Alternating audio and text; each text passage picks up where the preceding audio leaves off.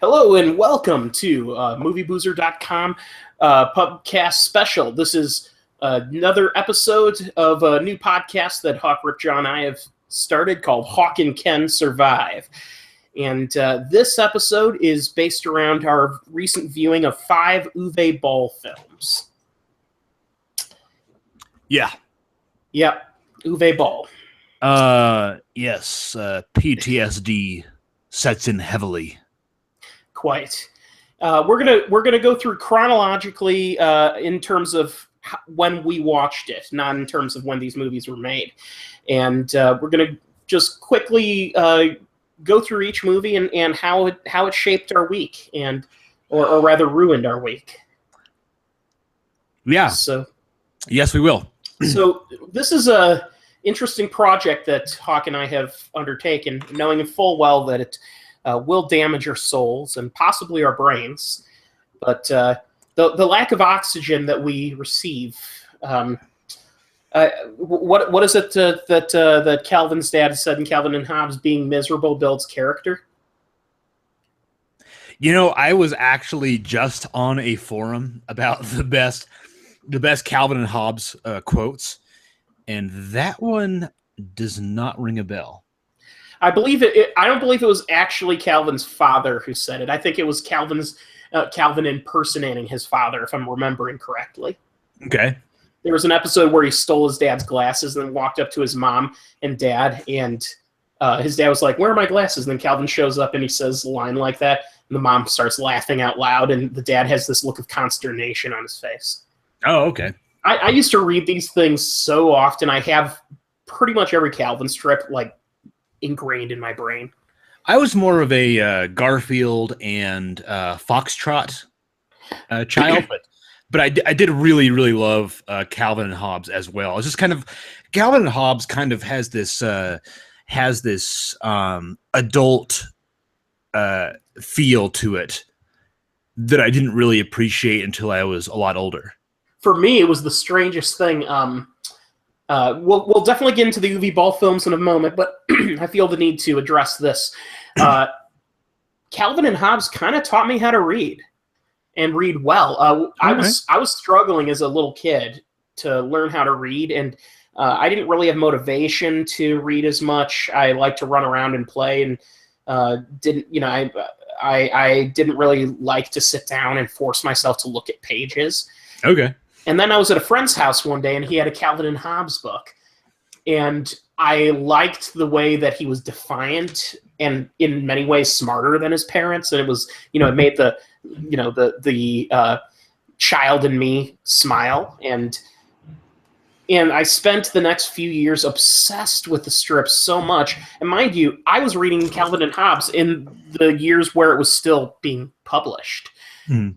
And so I was, I would read the paper every week when it came out. I would get the collections of the previous books. When the strip ended, I cried, and my mom had to console me about it. It was such a sad thing, that there would be no more of it. Yeah. And I became, within a span of a few years, a college level reader, because what I would do is every time I didn't quite understand like a sentence or a word or anything like adult themed, I would look it up, and my mom would even, she even got me a dictionary, and she would help me learn why every strip was funny. Mm-hmm. And then I started getting to the Far Side, and holy shit, did it take off from there. Oh, the Far Side is so good. Yeah, those are the two cornerstones of my early reading education. I mean, a lot of other people would read children's books and stuff like that, but for me, it was the Far Side and Calvin and Hobbes that started me off. Anyway, so that's a nice personal story. Cool story, bro. Uwe Boll. We can't delay this any further. So the first thing we decided was we wanted to focus on the Uwe Boll films that are in some way connected to a video game franchise, because that's kind of what made him famous. Maybe we'll revisit Uwe Boll in the future with his non-video game related films. Yeah, because when we talked about doing Uwe Boll as one of our themed weeks, I I really pushed for his video game movies because his other films mostly go for an agenda, and most of them are really unpleasant. Like, there's unpleasant in terms of a shitty movie based on a video game, and there's unpleasant in the social and political agenda that he kind of aims for in his non-video game movies. For example, Rampage. It's a serial killer. He shoots people. Like, so the whole movie is him going throughout a town and shooting people. It's not something you can make fun of. It's not something that's shitty that you can be like, oh, this movie sucks. It's just not pleasant. And then Stoic is a movie that, this is weird because Stoic is a movie that actually made me sick to my stomach because of what happens in that film. And to that effect, you can argue that Uwe Boll accomplished what he was going out for in that movie. Basically, it's a movie where a quartet of prison inmates are playing poker, and it goes sour, and one of them is victimized by the other three.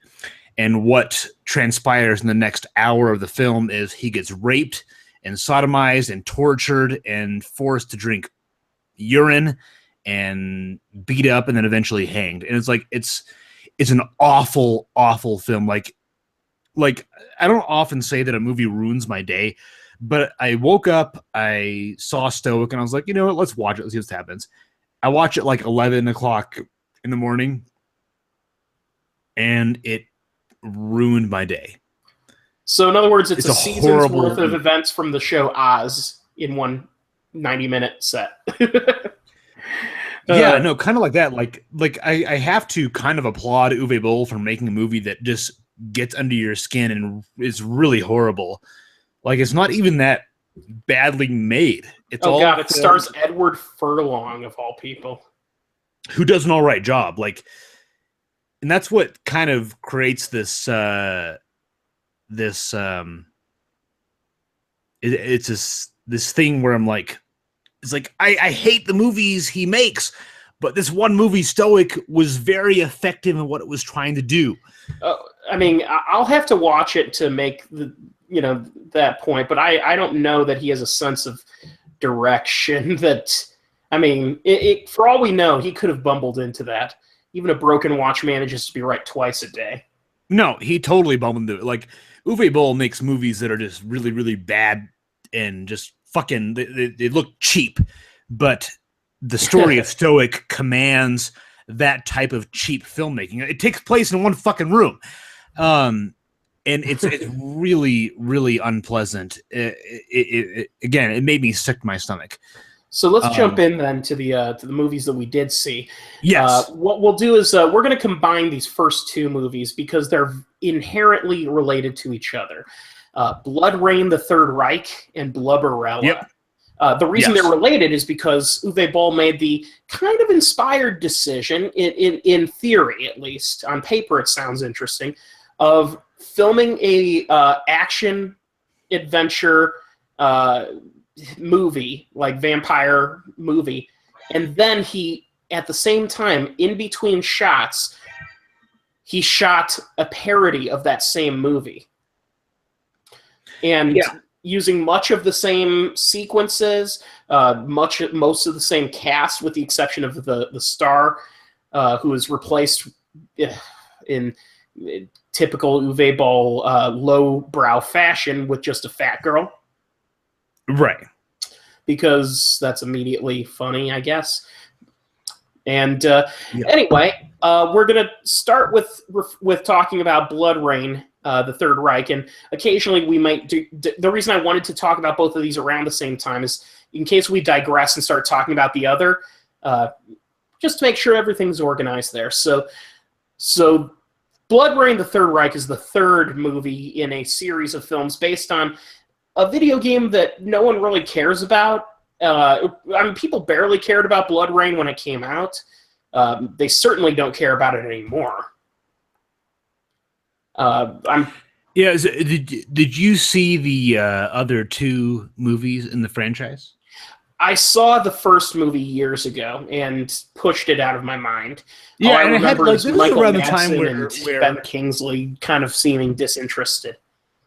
yeah, this is around the time where Uwe Boll had kind of some clout, and he got Ben Kingsley and Michael Madsen and what's her face from Lost and Girl Fight. Not certain, but I don't know if I would call it It's clout. something Rodriguez.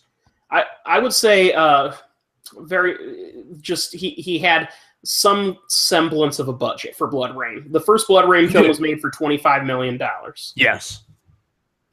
This is back when people could be like, hey, have some money, make a movie. The movie also, I have the cast list here. Christiana Loken, Michael Madsen, Matthew Davis, Billy Zane, Michael Perry, Meatloaf is in the movie, and being Ben Kingsley. Yeah. And one of the most memorable shots of the first Blood Rain is during the village massacre, and then you got a shot of just a very obvious prop of just like ground beef of a dead person, and then just slapping that ground beef with swords. Like it's a very obvious. They're going for like, oh, they're killing this person. But the shot was like, oh no, this very obvious prop is getting slapped by prop swords. So in Blood Rain 3, which has barely any semblance of similarity to the first film, and which I have not seen the second, so I can't speak to that. The second is a Western. Yeah. It's a fucking Western. Michael Perry appears in this film. The Blood Rain film series is Blood Rain going through different periods of time with just bullshit happening. Right. Well, this Blood Rain actually takes place during World War II, which, of course, makes the most sense considering the main conceit of Blood Rain is her fighting Nazis. Right. And I guess you could say the middle film might have been sort of a sort of. Are there Nazis in the second one? No. It's just okay. So it's you know what it is? It is the Back to the Future Part 3 of the franchise, or you could say the Indiana Jones and the Temple of Doom, where. Actually, that makes the most sense. Blood Rain 2 is the Temple of Doom of the franchise because it has the least similarities between the three films out there. But don't use that comparison because you're also implying that it's the best out of the series. Oh, are you a Temple of Doom fan? I am. Okay, I like Temple of Doom, but I still think that it's the least good of the original three Indiana Jones movies. But I like Temple of Doom because I read a thing from George Lucas where he wrote that movie when he was in a very, very dark point in his life when his wife left him. So that's why he chose to make the female lead in the movie completely and incredibly unlikable. Yes, exactly. And like he was so depressed when he made that. His wife had left him, and the heart-ripping scene was like part of what he was feeling when he was, writing the movie. And how about all those racist moments, like all the Indian people eating chilled monkey brains? That was. Yeah. Did George Lucas get the divorce settlement signed inside of an Indian restaurant or something? Knowing George Lucas, which I don't, but kind of do, yes, probably. Where was the bowl of curry? There is no curry in this movie that's set in India. It's impossible. It's impossible. So, anyway, Blood Rain 3 opens up in a sequence in which you are seeing a group of basically people being led onto a concentration camp train. And then Blood Rain jumps in, sword kills a bunch of Nazis, and for some reason that they never explain, she chooses to feed on one of the Nazis and turn him into a vampire, which she immediately regrets because that vampire turns into like her, an all-powerful vampire that is partially immortal to the damage caused by the sun. And then they start creating other vampires, and then Clint Howard shows up, and he's a scientist, and stuff happens, and Hitler shows up. That's really the plot of the movie. I don't. Do I need to go further with the plot?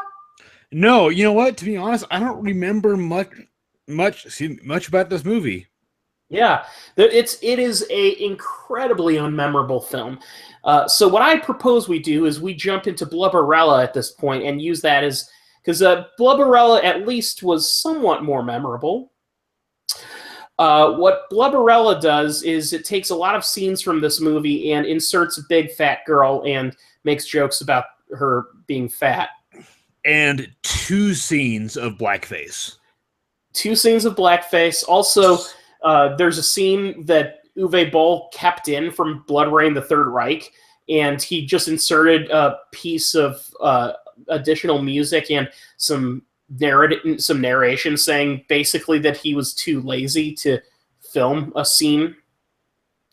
Yeah, so I want to put this out here really quick, is that his movies are not good, and most of his humor is not good, but I have to kind of give a little bit of respect to Uwe Boll in that he is absolutely fearless with his comedy.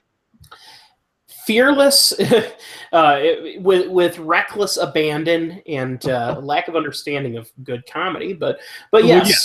I will say fearless. And to this point, he kind of lets his actors do their thing. And for instance, one of the actors who played kind of a butch, manly man in the first film plays a completely effeminate, more gay stereotype. And it's one of those things where it's a joke that it's not the most PC thing. But it is kind of funny knowing that in the first film his character was a completely, I'm a man's man, kind of, tough guy, and then suddenly he's as effete as it comes, and right. That comparison is funny. Clint Howard just is pretty much allowed to say whatever the fuck he wants, and he essentially keeps his accent from between both films. The difference is he swears a lot more, and he improvises a lot of lines that are pretty random, and the movie is not, Blubberella is not a consistently funny movie, but there are moments where the comedy works and long stretches where it doesn't. But when it works, I think the biggest problem with Blubberella is that it dragged a lot of jokes on longer than it should have. So. Like the first instance of blackface is a spoof of Precious, which felt really kind of out of sorts. Like the whole movie feels like a spoof of Uwe Boll's other movie, and then when they do the spoof of Precious, it felt like a Seltzer Freeberg movie, like a Nazi movie or something like that, Right, and yeah, it's just it's a matter of it's I think it's an admirable concept that Boll came up with of why don't he knows critics have savaged him in the past, so why not make a movie that savages his own movie while he's making it, so to cut out the middleman. Yeah, so Blubberella was made with a very very tangible, obvious awareness of how bad Third Reich was, and I really respect Uwe Boll for making a film that completely spoofs everything about that movie. Like, there were some genuinely funny comedic moments in this film. Like, perhaps the best part is Uwe Boll himself appearing as Adolf Hitler. Yes, like. Boll definitely is aware of the people that hate him. Like he's notorious for the fact that if a certain movie director will slight him, they're like, "Hey, fuck you," he'll be like, "Okay, well, fuck you too. Let's box." So Yeah, let me kick your ass. Yeah, Michael Bay famously went at him on social media, and Uwe Boll said, "Okay, like you hate me, let's box." And Uwe Boll kicked his ass in the ring. Because from my understanding of the instance with the critics, is it was not explained to the critics that he was deadly serious about the boxing thing, and the critics thought apparently they were led to believe to some extent that it was a publicity stunt. And then when they got into the ring, Uwe Boll tore into them because it was boxing. That's what it was all about. Right. Yeah. And that's he kicks some ass. And I will say that there are things that I can admire about that. But I can't say that his films are good because I've yet to see an example of that. So closing thoughts on Blubberella, I laughed a few times in that movie. Like put that on the box. Uwe Boll is honestly, I laughed a few times. Uwe Boll is unfocused as a director, but there are times in this movie Blubberella where you know that it was improvised, and there are some pretty funny sequences in this movie. Don't pay money for it, but if you're watching it streaming, put it on its background noise and look over every once in a while. Yeah, that's a good recommendation. And you know what? I hate to say it, I will recommend watching Blood Rain: The Third Reich before Blubberella, just because having that extra base to build off of it enhanced the humor in some scenes. It did, and there are scenes where where they just kind of improvised it. And there are some funny things in this movie. Like I laughed out loud a couple of times. Right, the fat joke thing wears thin incredibly fast, but it does. There are things that work. Most notably, and I can't say this enough, Clint Howard, whenever he appears in any Uwe Boll film, he is one of the highlights. Which brings us to our next Uwe Boll film, House of the Dead.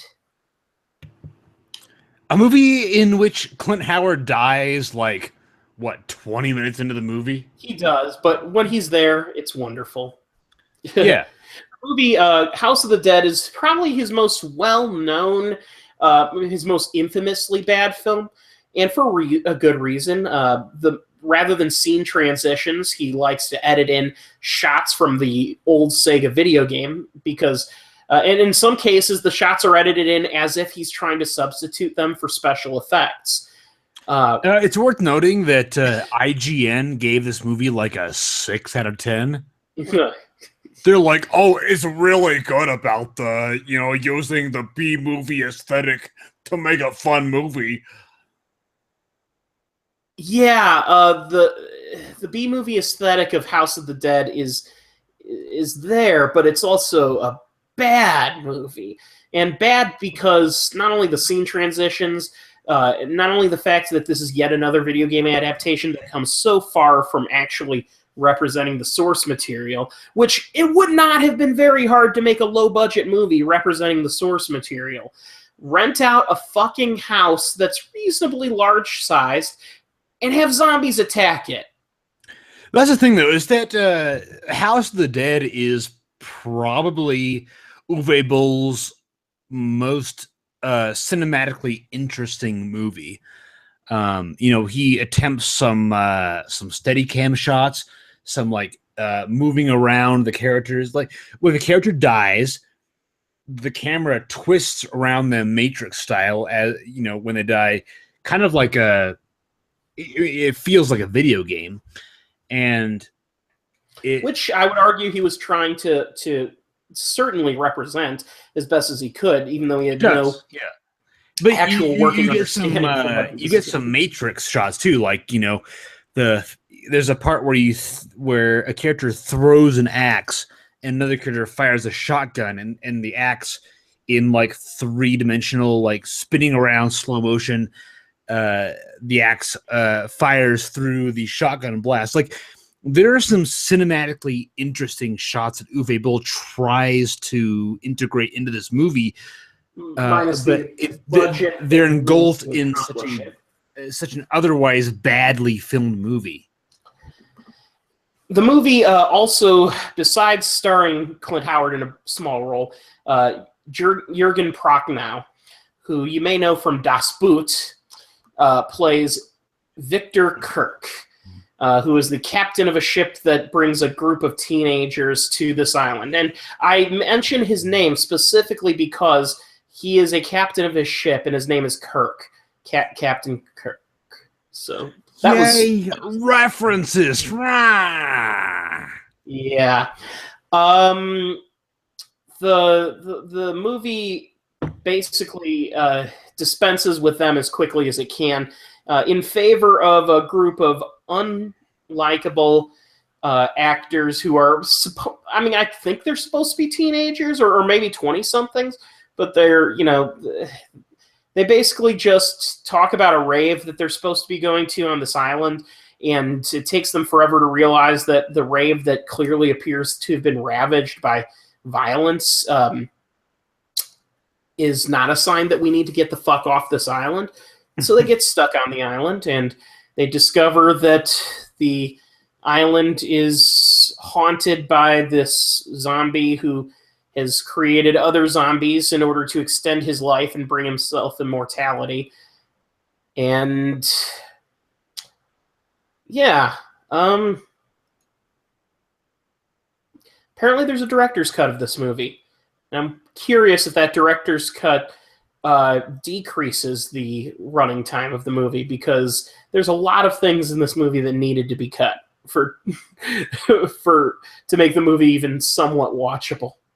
I guarantee you that the director's cut adds about, let's say, 18 minutes of footage. Yeah, that's what we need. This movie does not need to be lengthened. It's only 87 minutes long, but it feels every minute of it. The action sequences feel awkward and confusing. The plot is near incoherent. The gore effects are occasionally promising, but usually very goofy. And the special effects, the CGI, is unconscionable. Absolutely unconscionable. Yeah. And this movie is based on, for those who don't know, the House of the Dead series by Sega, which is a light gun shooter game. And how you fuck up the simplicity of a story of a house that you go into and shoot zombies. I mean, there's not much you have to do to build something around that. From that house, you can build something much larger. And they don't even really have a house in this movie. They have like a shitty shed on an island. But should you build something out of that? Like, this is a series that does not demand a movie adaptation. No, it doesn't.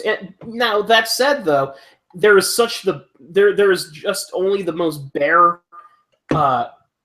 suggestion of a story in the light gun game, and you could easily build a movie around that if you wanted to. I mean, to be honest,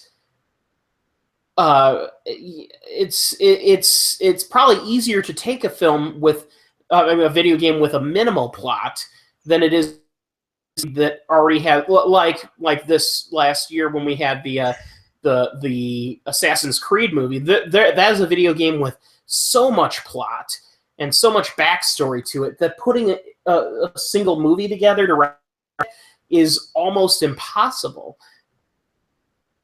So it seems like it would almost be easier to make a movie out of a video game without much plot.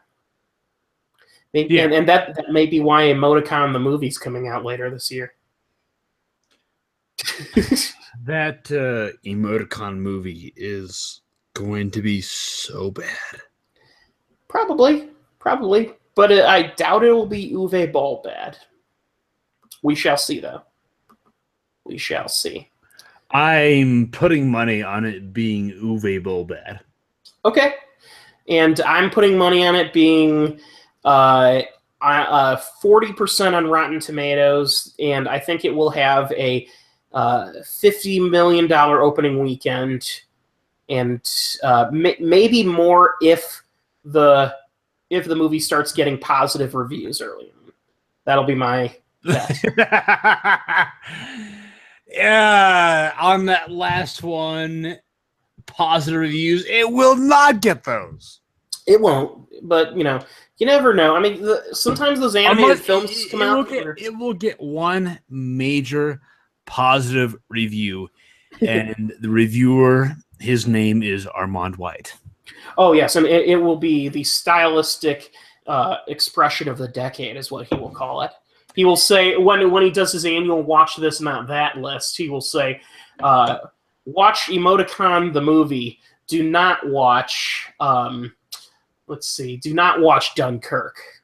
Yeah, that's what he will say. Hey, yeah, Dunkirk is a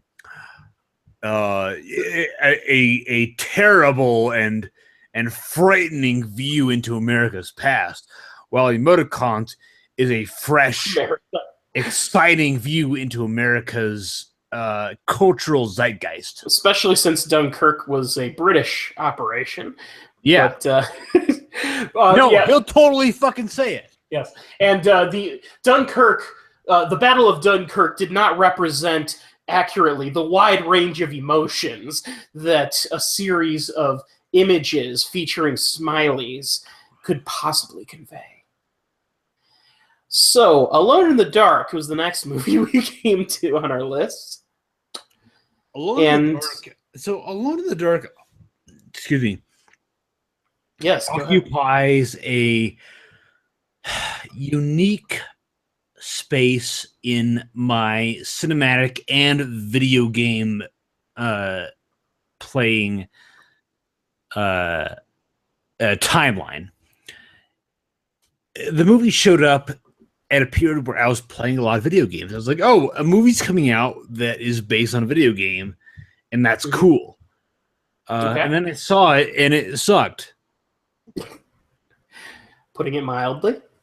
Yeah. Well, first of all, Alone in the Dark is fucking. If you do a Wikipedia search for Alone in the Dark, they actually state like, oh, Alone in the Dark is widely regarded as one of the worst video game movies, one of the worst movies ever made. Yeah, and it says here, Wikipedia, right here, just widely considered one of the worst films ever made. It's worth noting, it also said that exact same thing about House of the Dead. I would argue Alone in the Dark is even worse. It stars Tara Reid, Christian Slater, Stephen Dorff, and it's based on a video game that was a survival horror franchise and with a lot of puzzle solving. Yeah. This movie features almost no puzzle solving and zero survival horror. Maybe, I mean, you could argue survival, but honestly, there's more running and gunning for monsters in this than there was in House of the Dead, which was a video game that was only running and gunning with monsters. So maybe they got the name wrong or something. I don't know.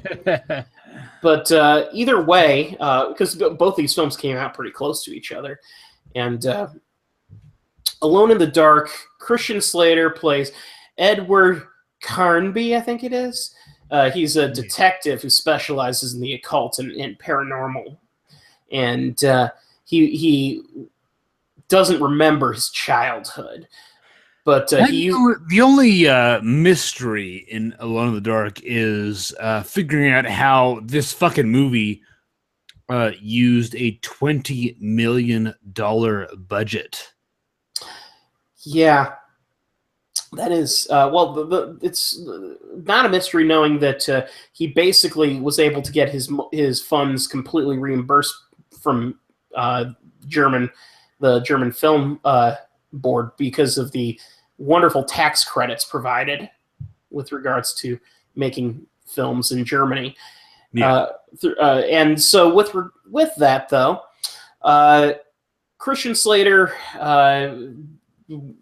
discovers that this I guess it's an orphanage has like a demon dimension hidden under it.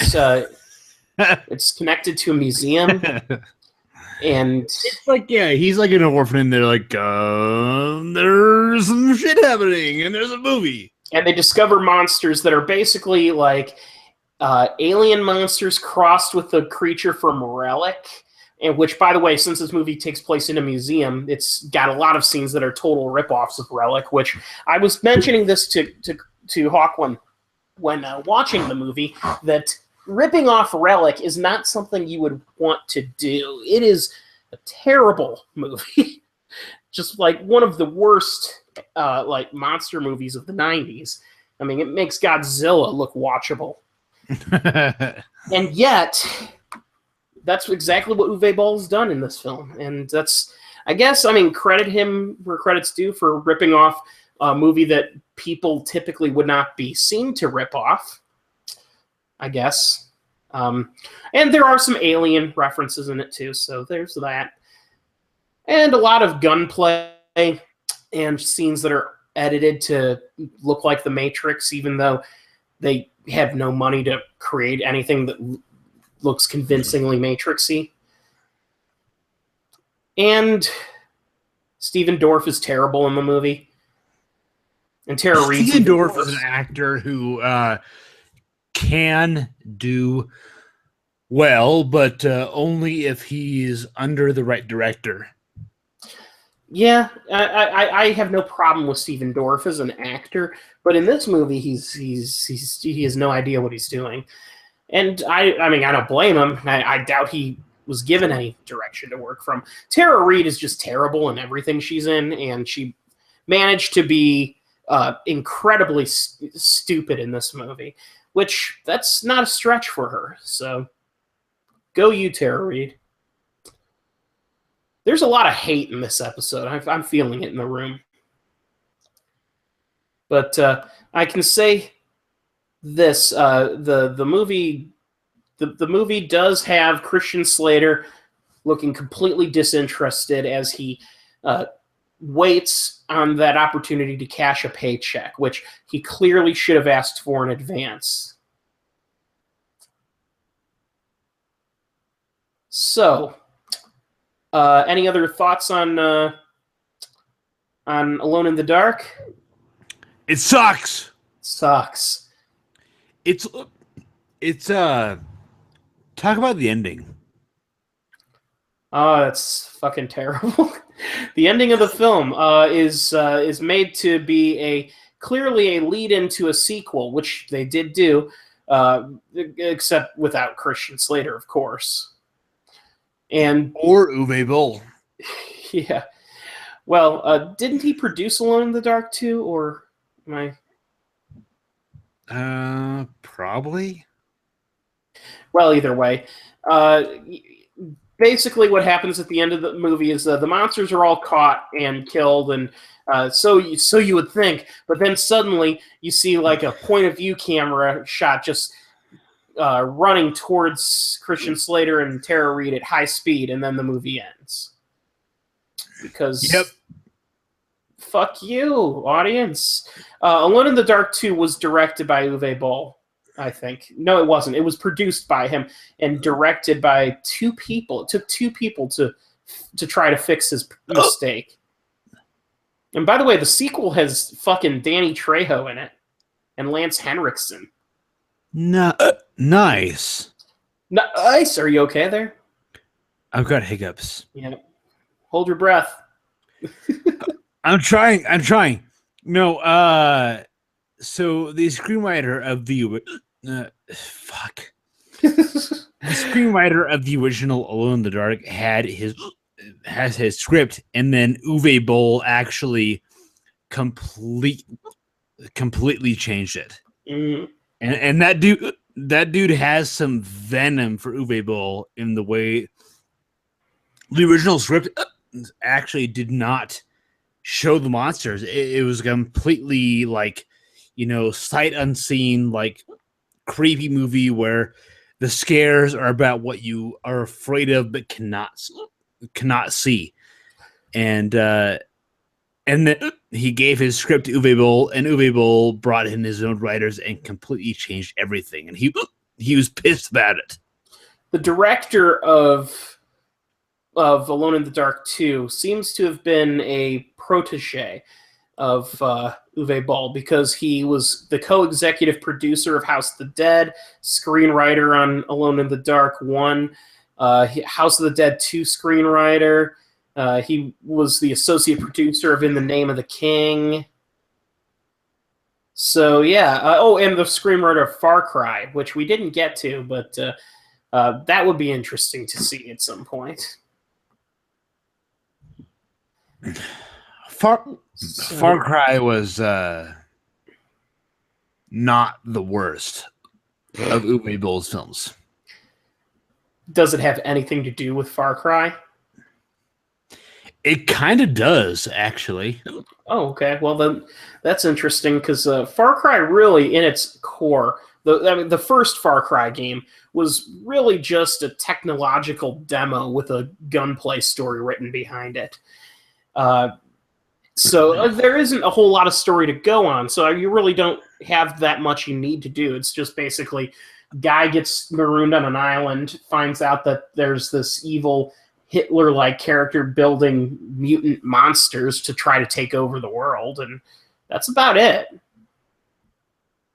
But anyway, so we'll have to see that at some point. In the meantime, though, let's capture our fifth and final film of this episode, In the Name of the King: Two Worlds. Yeah, the second fucking.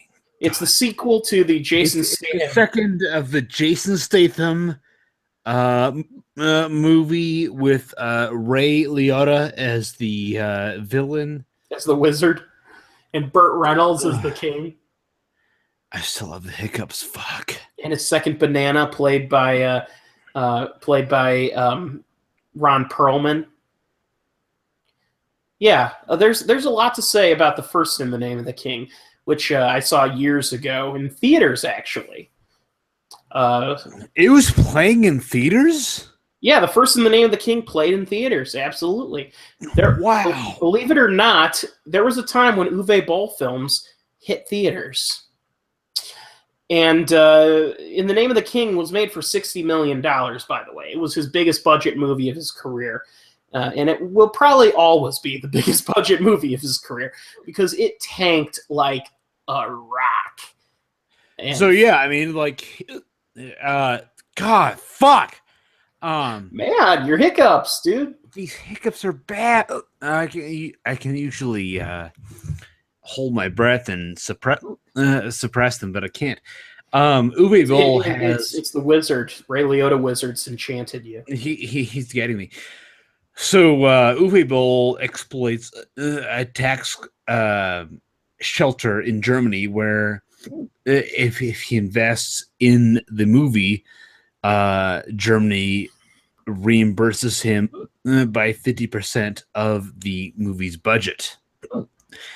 Alternately, if the movie does not make any profit, he can write that off as a tax write-off. Like, you can invest in this movie in Germany, they reimburse 50%, and if you don't make money back on the movie, it's a tax write-off. Go ahead. He has no loss on this movie at all. Go ahead and go get a glass of water, Hawk. I will go ahead and just start with the description of In the Name of the King. So, In the Name of the King 2, or the first In the Name of the King, followed a character named Farmer, played by Jason Statham, who's not in this movie at all. So there's no need to summarize the first film, other than to say that it had much better actors than you get here. The star of this film, of In the Name of the King 2, is Dolph Lundgren, who apparently took this movie explicitly because he needed money to help pay for his divorce settlement and his lawyers. And when he did that, when he stepped onto the set of the film, it's clear from minute one that he does not want to be in this movie. Apparently, he injured himself pretty badly the first day of the shoot, and through the rest of the film, he's got a limp that's visible in nearly every scene, and you can tell he's just not having a good time. This was the first fantasy movie that Dolph had done since he did Masters of the Universe, a movie which he very, very notably reviles and is known for being one of his least favorite movies he ever appeared in and being embarrassed by it. So I think that he fought having to do this movie with every ounce of his soul until he realized that a good payday would be pretty useful at the moment.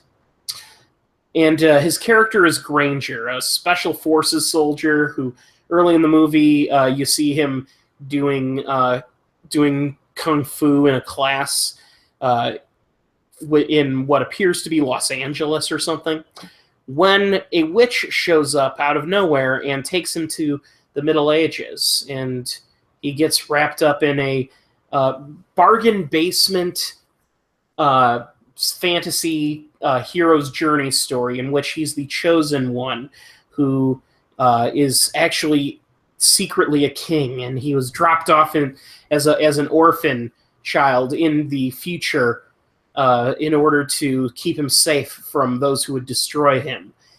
And the king who's played by Lachlan Monroe, he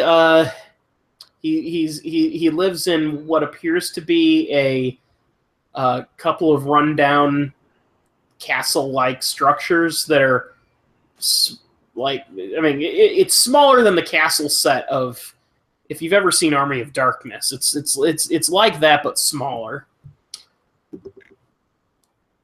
And there isn't much else to say about this movie because this is probably the most boring of all the movies we saw.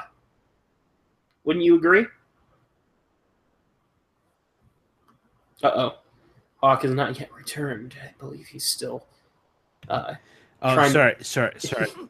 My button was off. The glass of water did not work. Oh, no. The movie invents reasons for its own low budget. Yeah. Which, by the way, was 4.5. Your castle is not good. He's like, and the king is like, we were driven out of our castle by the things. Yeah, by the bad guys who are the bad guys who are one of my favorite pieces of costume design. They wear black hoods and then they paint their faces black, but only the part of their faces that show up from the hood. So if you look around, you'll see that you can see the break in the makeup. And this was something that Uwe Boll allowed us to see as a filmmaker, because he wants his audience to see the seams of his production, to make a statement about the artificiality of filmmaking. Right? Well, not realizing that he himself is artificial. Wait, Uwe Boll's artificial? So he's artificial as fuck. Oh, he's not a real human being. Oh no. Looks like we're getting some dark territory here. No, actually, as a brief side note, I do. You might know about this, Ken, but I do have a surprise for you, which I wanted to save for this broadcast. Oh no, what's that? Uwe Boll has quit. Oh yeah, I heard about that. Okay, yeah, no. Sad that you've already heard of that. I wanted to surprise you, but yeah, Uwe Boll's done. He has directed the number of movies that he wants to direct in his career, and he has retired as a film director. I have a feeling that he hasn't actually directed all the films he wants to make. My guess is that he's just having increasing difficulty uh, finding a market and funding films. There was that famous rant he had with his, I believe it was a Kickstarter campaign last year that failed miserably, and he put a viral video on YouTube telling the people who did not fund his movie to go fuck themselves for not giving him money. Yeah, which, I mean, it's obviously common knowledge that his movies are bad. And so, and with the German tax shelter loophole has since been closed. And so he has no way to really fund his movies. In the rant that he put out on YouTube, some of the other lines, I looked it up just so we can quote it. He says things, for instance, about putting out a call to kill the rich, and that he'll quit the business because he had enough money to play golf until he was dead. Which isn't that kind of like, because in my opinion, if you have enough money to do that, to play golf until you're dead, then you are you are at the very least, at a basic level, rich. You may not be wealthy, but you're rich. You've got money. You're doing well for yourself. Yeah, so, exactly. Yeah, but yeah, and he also did things like he threw barbs at Jennifer Lopez for being, in quote, a demanding Mexican bitch. Wow. Which I take it he maybe attempted to get Jennifer Lopez in one of his movies, and she showed him the hi-hat. That would be my guess. Because she was probably Tara Reid's character. Yeah, maybe Alone in the Dark. Well, I mean, here's the thing: Jennifer Lopez hasn't really been relevant in ages, so calling her out is kind of a low blow. Yeah, that's weird. I mean, Alone in the Dark, like, he actually wanted Christian Bale in Slater's role. Christian Bale in that? Well, yeah, that's wow. That is a high demand. That is like seeking out Marlon Brando to be in your film, because back in the day, finding Marlon Brando, even like finding a number that would connect with someone who could get you in touch with him and getting him to even speak to you was a miracle. Getting him to even consider doing your film was like doing some serious like witch magic. And it's the same thing with like Bill Murray nowadays. Getting Bill Murray to consider being in your film, unless you are someone who has a long established relationship and like know him personally, that getting in touch with him is like impossible. He has apparently he has no agent. He has no like specific phone number of any note. Apparently, you just have to have a throughway to him, and that's just the way he vets his scripts. If you can find a way to get in touch with him, he will consider you. Which is that's a good way to conduct business. Yeah, if you're desperate enough that you want to go through all those loops because you want him to be in your movie, at that point it's like, okay, maybe this person's worth at least giving a few minutes to. Give an audience. We'll have a cup of coffee. Right. So, thankfully, we've finished speaking about the. I don't have anything else to talk about within the Name of the King 2. Fuck that movie. Fuck Uwe Ball films. And you know what? We had so much misery going through this episode. This was such a terrible experience for both of us that we're going to do it all again, and we're going to watch some more shit. Yeah. It's the Buddies movies. Yeah. For those who like, I love that, when we talked about this, you suggested a different flavor of shit. Yes. For each week. Like the Madea movies. Like, you know what? It's, that sucks. The Uwe Boll movies, they suck. The Buddies movies, which we will be doing in the next week, they suck in a different way. Like everything sucks in a different way. Exactly. Like Well, you've got black people bullshit. You've got stupid wait, video hold game on. adaptation nonsense. You've got little puppies with voice actors that suck. Black people bullshit. That's let me clarify by saying you've got a director who likes to highlight, who tries to highlight African American issues in movies, and does it poorly. I will say it that much.